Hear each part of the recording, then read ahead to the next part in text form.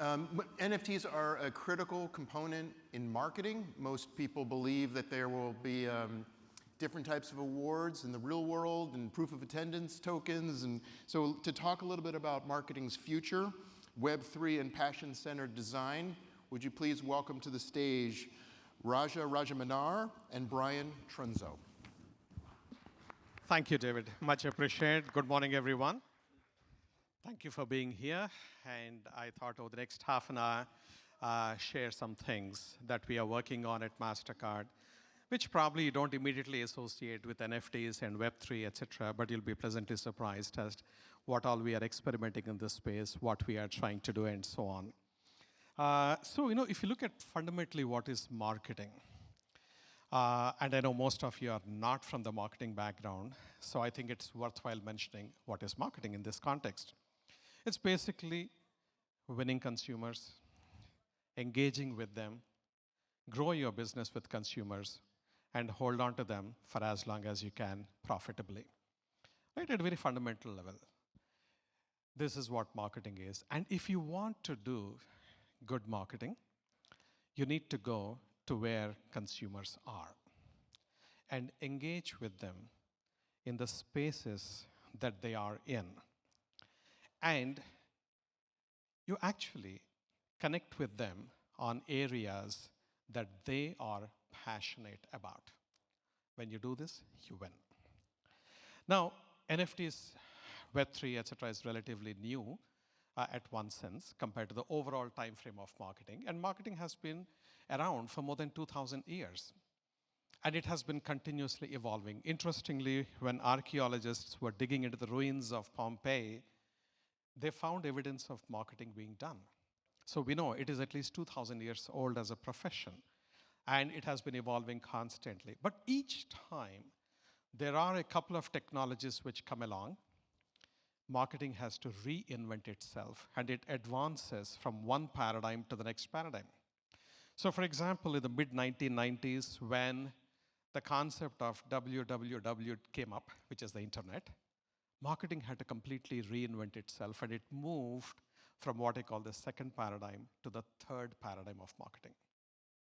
Subsequently, in 2007, very precisely, iPhone was launched. And when iPhone was launched, at that time, because of the prevalence and the literal universality of web, marketing, new fields of marketing came like digital marketing, data-driven marketing, precision targeting, all kinds of fancy terms, but very different ways of how you did marketing than before. But in 2007, when iPhone was launched, it changed people's lives with evolving the connected mobility that was happening all the time. So you wake up with your cell phone, first thing you do, you see what has come overnight. Throughout the day, you look at your cell phone for 1,000 times. And then the last thing you do before you sleep is look at your cell phone. That's how much it has become a part of us. And with those mobile phones, there was also the social media scaling, which happened in 2007 when Facebook as a platform scaled. That gave birth to social media in a big way. So between social media and mobile, marketing had to reinvent itself. So then there was mobile marketing, social media marketing, influencer marketing, a whole new ways of doing marketing have come up. Each time, as you notice, there are two technologies which were driving the paradigm shift. But now we are at the verge of witnessing the biggest ever transformation of marketing, because it's not two technologies this time, but 24 technologies that are coming at us. And Web3 is an integral collection of some of those technologies. And it is going to be totally transformative. Marketing will be completely transformed and ushered into the fifth paradigm. And it is happening as we speak with artificial intelligence. All the Web3 components, I don't have to tell you, are all Web3 experts. And then you have got autonomous vehicles. You have got 3D printing. You got 5G. Now people are already talking about 6G telecom by 2030. And the way it's really developing the pace, the speed is extraordinary, and marketing has to reinvent. Now, in this context, I would actually like to speak specifically about some of the things that MasterCard is doing. We try to keep in touch with what's happening, predict where the world is going, prepare for that future, and get there. One of the areas we started doing is getting into the Web3 pretty early on. We played with all kinds of, for example, NFTs, starting with one single NFT. And when we launched it, we discovered the legal tangles. That was a joy to find out how many loops you have to really jump through, and what kind of IP issues are there, etc. Then we did it for events. We did it as a gated token for something like a Grammy Awards experience and so on. We did a bunch of things on NFTs. We went into metaverse. We created spaces in the metaverse. We went into cryptocurrencies. We have actually started backing some of the, what do you call these, stable coins. And we have also been with central bank digital currencies. We have got one of the largest applications for patents in the world of blockchain, which you might not be aware of. So we have been going through all these enabling technologies, as well as in the application layer, we have been playing quite a bit. And I'll share some examples with you very quickly. So I don't know if the video will start off. Take a look at the video, and I'll talk to you about it.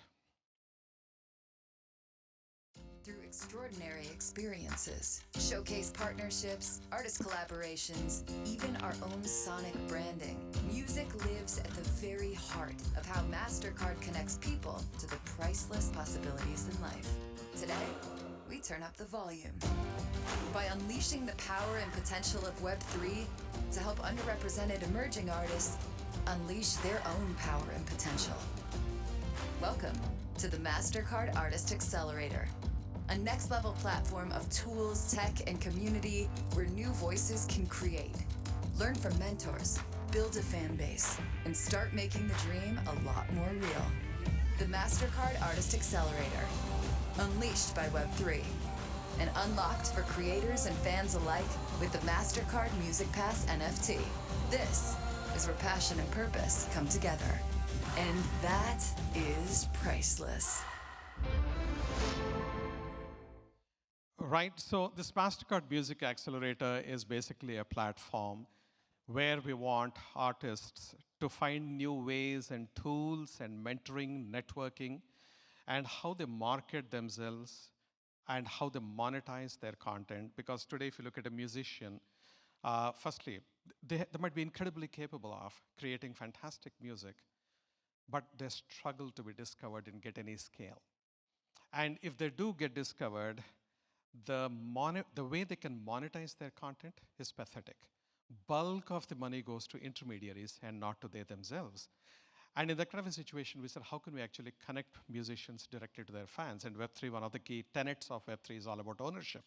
So we said that's where we should actually start looking at it. And we started the whole program. And at this point in time, I feel really very happy that we have today 5 artists that we have already selected from different parts of the world. These are up-and-coming artists and incredibly talented. We had a very rigorous process. We had received like more than 6,500 applications over 48 hours time when we announced the launch of this platform at South by Southwest.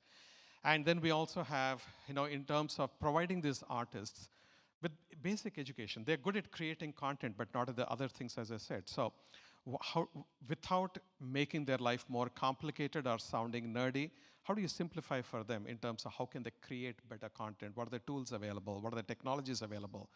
And pair them with mentors who are experts, not just in Web3, but in various aspects, including music creation and music marketing. We are pairing with them so that they get the mentoring. We give special access to various events, etc., and resources. And overall, we will help them actually monetize themselves. And the fans who are in the middle of it all would actually go through the journey with the artist. So that's the beauty of it. They will not be necessarily creating their own content, but they will learn enough to be able to create their own content and then go on the Web3 journey themselves. And we built this whole platform on Polygon blockchain. And we also have partnership with a company which is very heavily into artificial intelligence in the context of music. And so we are sort of going in a very significant way in creating an ecosystem, a platform for the artists to really go forward. And the Warp Sound is that company, which I just landed in it from India 2 hours back. So I'm still fully not yet awake, so pardon my. But the point is, so Warp Sound is the company which has actually have partnered with, and they are creating for us a whole bunch of enablements and how to amplify and so on and so forth. And today, it's my absolute pleasure that we are dropping our NFT right here. And anyone can access it. And they can, the minting period will be just 2 weeks. Just take a look at this.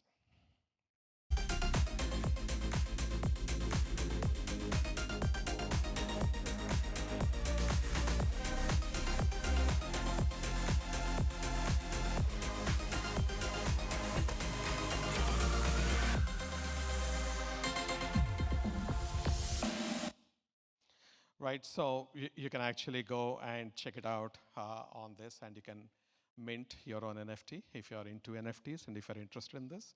And you can actually avail of the whole set of experiences, the tools, you can see how the artists are shaping up. And this is something which we feel is going to be really game-changing for the emerging artists in particular. Now, what I would love to do is to bring our partner, Polygon, Polygon's global head of entertainment, Brian Trunzo. Brian, can you please come on stage? Welcome, Brian. Thank you for having me. What we would love to do is to have a quick chat to give you a little bit more insight into the entire project that we are doing, but also in terms of some of the very interesting challenges that are there, particularly for marketers and for companies. So firstly, if anyone has not heard of Polygon, I think they're obviously hiding under some rock. So I will not ask you who is Polygon per se. But what would be good is, in terms of your own company's mission, and where your company is headed, if you can just state very briefly what that is, let's kick off with that so that people get a better texture of what Polygon is all about. Sure, so Polygon Labs is the foundation whose mission is to help bring about mainstream adoption of Polygon technology, the open, permissionless, decentralized protocol. And we do that through our BD team, through our partner success team, through our marketing team. We act as the connective tissue to the ecosystem, as the white glove advisors to those large IP holders, consumer brands, emerging developers who are looking to develop new programs on our technology. Awesome. And I was mentioning about 5 mentors. And Brian is one of those 5 mentors. And I think I would love to be mentored. I don't create music. I appreciate and enjoy music, but I'm going to go through the journey in the whole thing. Why do you think in your role for this particular important project, which MasterCard is putting its might behind in a big way around the world, why is it important? What's the role of these mentors, and why is it important for these artists and for the whole project itself? I think it's about paying it forward to emerging creators. To invoke the name of the late, great Virgil Abloh, before his untimely passing, he often was in market talking about cheat codes, giving future generations the cheat codes, the blueprints on how to do it, whatever it is, right? And in this case, you were talking about the transformative power of Web3 when it comes to marketing, personal brand, marketing your own personal brand. So I do believe it's incumbent upon us as folks who could be deemed gatekeepers of some kind to disseminate those cheat codes to the new generation of emerging artists. Beautiful. In fact, one of the statistics have shown that almost 99% of all startups, they fail. 99% plus of all individuals who embark do not get success when they're on an entrepreneurial journey. And marketing is very critical for them, and brand building is very critical for them. And that has been identified. It's not lack of finances, lack of talent, lack of good product or whatever, but this is one.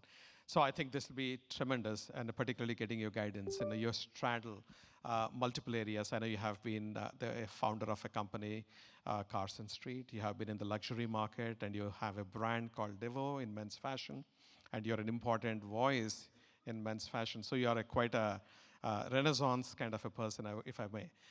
So I think the mentees or these artists will really gain a ton through your mentorship. So thank you very much for really putting your time and effort behind this whole project and giving it. Now, there has been crypto winter. There have been a lot of criticism around whether Web3 is just a fad. People said NFT is all complete crazy thing and it's a fad that will disappear, etc. And a lot of brands I know, Because in my evening role, I am the president of the World Federation of Advertisers, and I know a number of brands have been getting scared with the latest trends that are happening, and they have been backing out, which I think is a mistake. Because there is intrinsically promise in Web3 and everything that is associated in that space, so long as you understand it, then do it. But can you share your own perspective and also any tangible examples of any companies which are really doing well and experimenting well in the space?